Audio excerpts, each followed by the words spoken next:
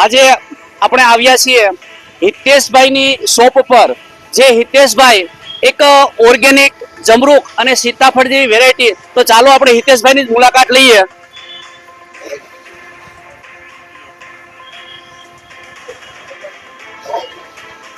હિતેશભાઈ, આપની વાડી ઉપર ઓર્ગેનિક જમરૂખ અને સીતાફળની ખેતી આપ કરો છો, તો અત્યારે એ વેરાયટીની કોઈ ફ્રૂટ આપણી પાસે અત્યારે અવેલેબલ છે તો બતાવો ને.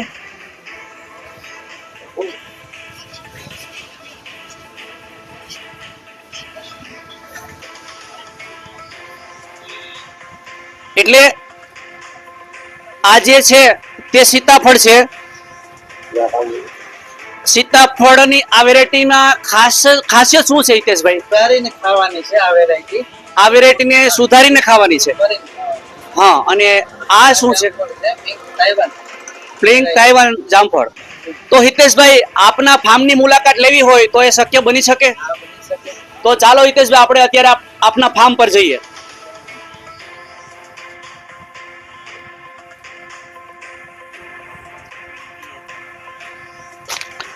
નમસ્કાર, સહજ ન્યૂઝ સાથે હું છું ગોપાલ ભેસાણીયા. આજે આપણે એક એવા પ્રગતિશીલ ખેડૂતને ત્યાં આવ્યા છીએ જે અલગ અલગ વેરાયટીમાં જામફળ, સીતાફળ જેવી અનેક વેરાયટીઓ બનાવે છે. તો આપણે જ એમને મળીએ, હિતેશભાઈને. આવો હિતેશભાઈ, આ કઈ વેરાયટી છે અને શું વેરાયટીનું નામ છે? આ વેરાયટી સીતાફળની છે, નવી સુધારેલી જાત છે, જે સુધારીને ખાવાનું અને પાઇનેપલ ફ્લેવર આવે ટેસ્ટમાં.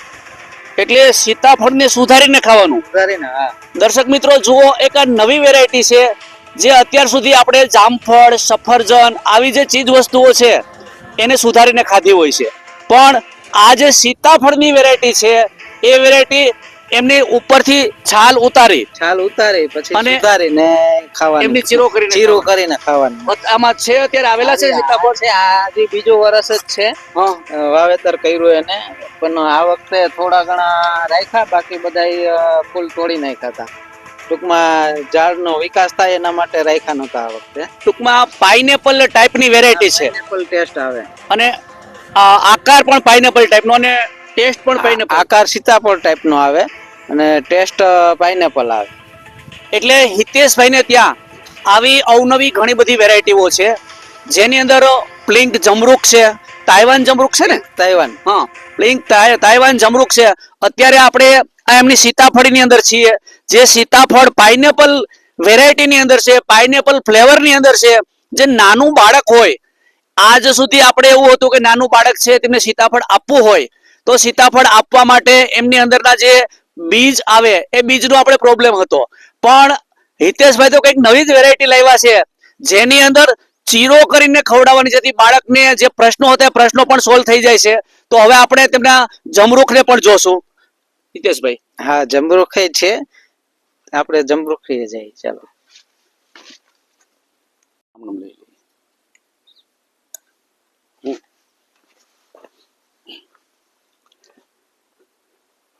તો મિત્રો, આપણે હિતેશભાઈના જમરૂખને જોયા, સીતાફળને જોયા કે જેમણે સીતાફળમાં કંઈક નવી જ વેરાયટી લાવ્યા છે, પાઇનેપલ સ્વાદની અંદર, અને જેને ચપ્પુથી સુધારીને ખાઈ શકાય. હવે એવી જ બીજી વેરાયટી પોતાના ફાર્મની અંદર, એટલે કે તાઇવાન પ્લિંક જમરૂખ જામફળ લાવ્યા છે. તો આની વિશેષ હિતેશભાઈ ખાસ વિશેષતા શું છે? ખાસ વિશેષતા ખાવામાં ખૂબ જ ટેસ્ટ સારો છે, મીઠો છે અને ખટાશ બહુ આવતી નથી. અને ટૂંકમાં કાચું ખાવ કે પાકેલું ખાવ ટેસ્ટ સારો જ આવે. કાચું તોડીને ખાવ તો એવો જ ટેસ્ટ આવે, અને પાકેલું ખાવ તો એવો જ ટેસ્ટ આવે. અને પ્યોર 100% ઓર્ગેનિક થી આ ખેતી કરું છું. અને આને આ બેગ બાંધવી પડે, નાના ટૂંકમાં સોપારી થી મોટા મોટા હોય સાઈઝ થાય એટલે આને બેગ બાંધી દેવાની. બેગ બાંધવાનું કારણ દવાનો છંટકાવ ન કરવો પડે, પછી જામફળમાં સડો ન બેસે એના માટે ટૂંકમાં બેગિંગ કરવું પડે. એટલે એ હિતેશભાઈ જે છે એ પોતાની ખેતીવાડીની અંદર ઓર્ગેનિક ખેતી કરે છે. અને આજે ખેડૂત મિત્રોને માટે બગીચામાં જો મોટો માથાનો દુખાવો બનીને કોઈ વસ્તુ ઊભી હોય તો તે સોનમાખ છે. સોનમાખનો ડંખ આ જમરૂખને ન લાગે અને જમરૂખમાં ઈયળ કે સડો ન બેસે એટલા માટે હિતેશભાઈએ એના પ્રત્યેક જમરૂખની અંદર જે એક પ્લાસ્ટિકની બેગ કહેવાય તે બેગ લગાવેલી છે. હિતેશભાઈ, બેગ છે તે ક્યારે અને કેટલો સમય માટે લગાવવી પડે? બેગ ટૂંકમાં સોપારીથી મોટું મોટું ફ્રૂટ થાય ત્યારે લગાવી દેવાની, અને પાછું તોડીએ પછી જ ત્યાં સુધી બેગ રાખવાની. તોડીએ ત્યારે બેગ સોતું જ એને તોડી લેવાનું અને પછી બેગ કાઢી નાખવાની. તો હિતેશભાઈ, બેગની અંદર આર પાર તો કઈ દેખાતું નથી, તો તમને ખબર કઈ રીતે પડે કે આની અંદરનું જે ફળ છે તે ફળ પાકેલું છે કે કાચું છે? એ તો સાઈઝ ઉપર જ ખ્યાલ આવી જાય. ટૂંકમાં કાયમી જે આમાં કામ કરતા હોય એ લેબરને જ કહેવાના, અને સાઈઝ ઉપર જ ટૂંકમાં આનાથી હજી આ સેજ કાચું છે, હજી આનાથી મોટી મોટી સાઈઝ થાય એટલે તોડી લેવાનું. અને કદાચ કાચું તૂટી જાય તો એ ટેસ્ટમાં કાંઈ ફેર નથી પડતો, ખાવામાં મજા જ આવે. અને આ બેગ ટૂંકમાં આમાં બે જાતની બેગ આવે છે. એક પ્લાસ્ટિક ને આવે છે, અને એમાં ટૂંકમાં બે ચડાવવી પડે. અંદર ફોર્મ એનું આવે છે, એ ફોર્મ ચડાવીને ઉપર પ્લાસ્ટિકની બેગ ચડાવી, એમાં આર પાર દેખાઈ જાય ટૂંકમાં. ને આમાં ટૂંકમાં અંદર ભેજ કે કાંઈ ન રહે એના માટે અહીંયા એક ટૂંકમાં કાપો આવે, એ ખુલ્લું હોય, હવામાં મળે એના માટે. એમને પણ હવા ઉજાસ જોઈએ એ અહીંયા આ જે હોલ રહ્યો ત્યાંથી મળી જાય. અને આ બેગ એવી આવે ટૂંકમાં અંદર આ શોષણ ટૂંકમાં સૂર્યપ્રકાશનું ને હવાનું આ છિદ્રોમાંથી શોષણ થઈ જાય. બેગની અંદર બેગ ઈ ટાઈપની છિદ્રો હોય આવે. છે. હિતેશભાઈ, કેટલો સમયથી આ જે ઝાડ છે તે કેટલા વર્ષના ઝાડ છે? આ છે પોણા 2 વર્ષનું ઝાડ થયું છે. મારે વાવેતર કર્યું એને પોણા 2 વર્ષ થયા. આ ટૂંકમાં ત્રીજો ફાલ છે અત્યારે પોણા 2 વર્ષમાં. એટલે કે પોણા 2 વર્ષની અંદર, એટલે માની લો કે 20 મહિના 22 મહિના જેવું થયું, 20-22 મહિનાની અંદર આ તમારે ત્રીજો ફાલ છે. એટલે કે પરંપરાગત ખેતી કરતા આની અંદર તમારે સારું રહે છે. સારું છે. અમારે આ 3 વીઘાનો વાવેતર છે જામફળીનું. આ વખતે 4 મહિના સુધી ટૂંકમાં વેળો જાયલો. એ 4 મહિનામાં પોણા 2 લાખની જામફળી થઈ, અને તેમાં 70 થી 75,000 નો ખર્ચ આવ્યો. ટૂંકમાં બેગું ને લેબર ચાર્જ ને એ બધું ટોટલી થી 3 વીઘામાં 70-75,000 નો ખર્ચો ખર્ચો આવ્યો. લાગ્યો. એની સામે ઉત્પાદન કેવડું આવે? પોણા 2 લાખનું ઉત્પાદન થયું છે. પોણા 2 લાખનું ઉત્પાદન થઈ ગયું. હવે હિતેશભાઈ, માની લો કે જે આ ફળ છે એ ફળમાં બીજી ખાસ વિશેષતા શું હોય છે, અને એમનું વેચાણ તમે કઈ રીતે કરો છો? વેચાણ હું અહીં મારી શોપેથી જ કરું છું. મોટે ભાગે ત્યાંથી જ વેચાઈ જાય છે. અને અત્યારે હાલ 70 રૂપિયા કિલો વેચું છું. 2 મહિના પહેલા ટૂંકમાં ભાવ ઓછા હતા ત્યારે 50 રૂપિયા કિલો વેચતો, અને વધારે જો વેળો આવે તો પછી માર્કેટ યાર્ડમાં અથવા બીજા વેપારીઓ કોઈ વેચતા હોય એને ત્યાં સપ્લાય કરી દઉં છું.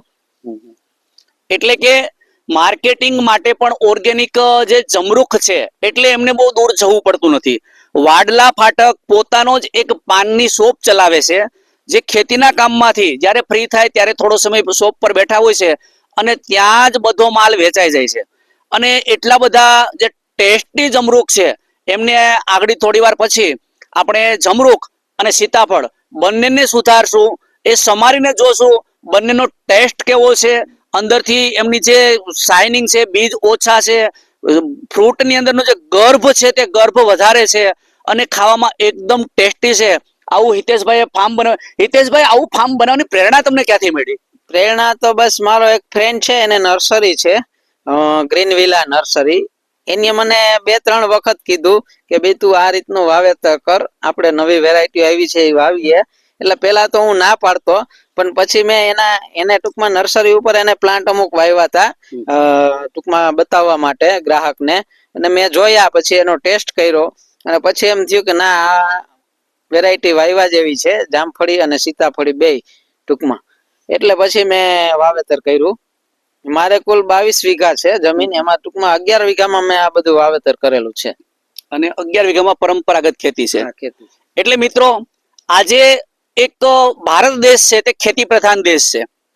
ખેતી પ્રધાન દેશની અંદર યુવા વર્ગ છે એ ખેતીથી દૂર દૂર થતો જાય છે. એમનું એક જ કારણ છે કે એક માનસિકતા આપણી બંધાણી છે કે ખેતી એટલે ખોટનો ધંધો, અને એમાં કંઈ ખોટું પણ નથી. એ જે ખેતી છે તે કુદરત સાથે જોડાયેલી છે. અનેક પરિબળો વાતાવરણના જે છે એ પણ એની ઉપર અસર કરતા હોય છે. તેથી જો યુવા વર્ગ છે તે ખેતીથી દૂર જતો હોય છે. પરંતુ હિતેશભાઈની જેમ નવી સોચ, નવું વિચારવું, નવું વાવેતર, નવી વેરાયટી, નવો ટેસ્ટ અને નવી સેલિંગની પદ્ધતિ આ જો લાવીએ તો ખેતી છે એ પણ ખોટનો નહીં પણ ખુમારીનો ધંધો બની જાય છે. કારણ કે આપણા પૂર્વજો કહેતા કૃષિ સર્વવર્ણાનામ, ખેતી બધા જ કરે. અને ઉત્તમ ખેતી, આ જે ઉત્તમ ખેતી છે એ ક્યારે થઈ શકે? જ્યારે સમયની સાથે બદલાવ લાવીએ, ટેકનિકલ યુગમાં ટેકનિકલ વસ્તુને લાવીએ. આજે જો હિતેશભાઈને દવા નથી છાંટવી પડતી, એમનું કારણ આ પોલિથીનની બેગ છે. એમને સોનમાખ નથી નડતી, એમને દવાનો ખર્ચ નથી લાગતો, એમને ખાતરનો ખર્ચ નથી લાગતો, કારણ કે એ ટેકનોલોજીની સાથે ચાલે છે. એટલે ખેડૂત મિત્રો, ટેકનોલોજીની સાથે ચાલીએ, નવી નવી વેરાયટીઓ લાવીએ, નવા નવા લોકોને ટેસ્ટ ચખાડીએ અને માર્કેટિંગ પોતાનું જાતે બનાવીએ. તો ખેતી એ ખોટનો નહીં પણ ખેતી એ ખુમારીનો ધંધો છે. આવું આપણા ખેડૂત મિત્ર હિતેશભાઈએ સાબિત કરી બતાવ્યું. અને આવા નવા નવા ફાર્મની આપણે હર વખત મુલાકાત લેતા રહેશું અને અલગ અલગ ખેડૂત મિત્રોને, અને હું પણ હિતેશભાઈના ફાર્મેથી તમે વાડલા ફાટક પાસે ગાર્ડન સિટીની અંદર એમનો શોપ છે, ત્યાં તમને આ બધી જ પ્રકારના ટેસ્ટના ફ્રૂટો, બોર છે, સીતાફળ છે, જમરૂખ છે, એ બધું મળી જશે. અને આવા જ ખેડૂત મિત્રોને સપોર્ટ કરતા રહેજો અને ડાયરેક્ટ ખેડૂત પાસેથી માલ લેશો તો સારો અને તાજો મળશે.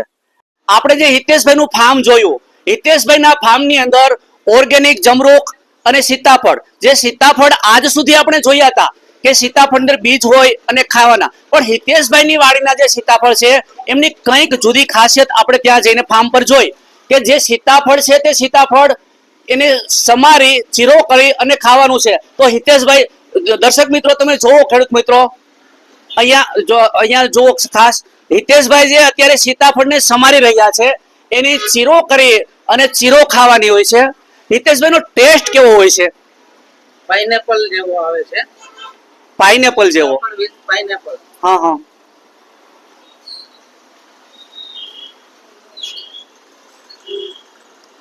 વાહ, તમે આ વેરાયટી લાવ્યા ક્યાંથી?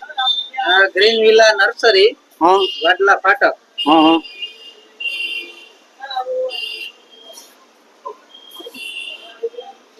વાહ, સરસ. જો દર્શક મિત્રો, આ એક સીતાફળ છે.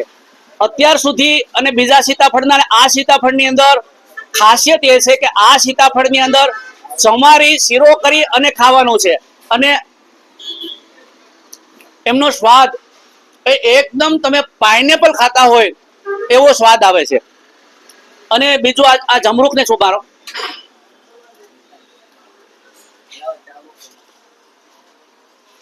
વાહ, બેસ્ટ. જે જમરૂખ છે એની જે ક્વોલિટી એક નંબર ક્વોલિટી છે, જે એકદમ પ્લેન, બીજ ઓછા અને ખાવામાં પણ એકદમ મસ્ત સ્વાદમાં છે. હિતેશભાઈ, તમારી જે ફાર્મ પર જે ખેડૂતો આવે એ ખેડૂતોને અમારે તમારા ફાર્મનું પ્રદર્શન કરાવવાનું હોય તો એ શક્ય છે?